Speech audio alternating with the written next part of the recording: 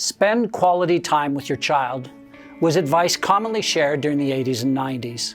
It was the rallying cry aimed at the parent with a demanding job who spent long hours away from home, or the divorced or separated parent who only saw their children once a week for a few hours.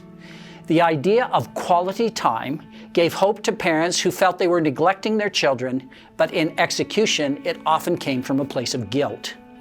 It led parents to believe they could overcompensate for a lack of quantity by increasing the quality, often through meticulously planning adventures focused on their child's interests and sparing no expense. Spending money on children, it turns out, is a common way parents show affection. Several years ago, my family and I moved into our new home, and one day, as I was coming home from work and pulling into the garage, I noticed a brightly colored piece of paper on the front door. After parking my car, I went to check and see what it was. It was an invitation to a birthday party for a 5-year-old in our neighborhood. The invitation said that this birthday party would include things like a bouncy house, a wide variety of snacks, a barbecue, and even a petting zoo.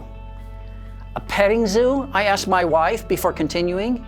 You know, I wonder what's going to happen when this kid has their Sweet 16 party. It seemed obvious to me the parents set the bar incredibly high very early in this little girl's life, and they were going to feel as if they had to top the level of the previous parties year after year. This phenomenon, to pivot all the way to extravagance in what we think shows love or to repair a relationship, is what I call the obsession with extravagance. It's almost always unnecessary and a superficial quick fix.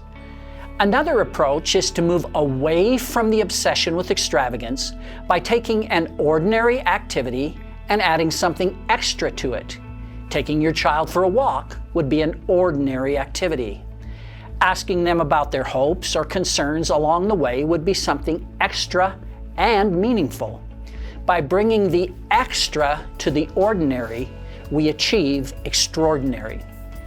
As leaders, we may find ourselves in the role of the guilty parent. Maybe our team struggles with difficult assignments, puts in long hours, or performs beyond expectations so that we worry about morale, if they feel appreciated, or if they're getting the recognition they deserve. We may feel we haven't given them enough time, so we endeavor to spend quality time together. We throw an over-the-top party, take them to a Michelin-starred restaurant, or invite them to the most expensive box seats at the sports stadium. We automatically turn to our obsession with extravagance, expecting the company to foot the bill. And like the 5-year-old, you could easily find you've raised the bar and your team's expectations so high you'll never be able to live up to it or afford it. Thankfully, as leaders, we can take a fresh and more impactful approach by taking ordinary activities and adding something extra. Sending a note of appreciation is an ordinary thing to do. Crafting a handwritten note would be something extra and more fully communicate your delight and gratitude.